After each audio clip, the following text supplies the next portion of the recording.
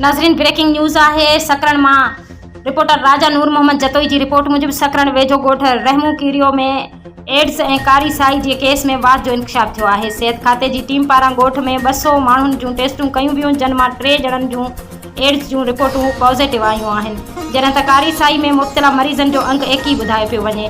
AIDS में मुब्तला मरीज़नि में 13 वरियनि जे लतीफ़ा सोलंकी, नजमा ज़ाल अमीर बख्श सोलंकी ऐं 9 वरियनि जो रमीज़ वल्द मुराद सोलंकी शामिल आहिनि। ॻोठाणनि जो चवणु आहे त 2 महीना अॻु पिणु सिहत खाते पारां डिस्क हेल्थ यूनिट मजीद कीरियो में टेस्टूं कयूं वियूं हुयूं, जिन दौरान साॻिए ॻोठ जे 17 माण्हुनि में एड्स जी तशख़ीस थी हुई। 2 मरीज़नि नज़ीरा ज़ाल नज़र मोहम्मद सोलंकी ऐं खुशबू ज़ाल दिलशेर सोलंकी खे वधीक इलाज लाइ नवाब शाह जी TMC अस्पताल रेफर कयो वियो आहे।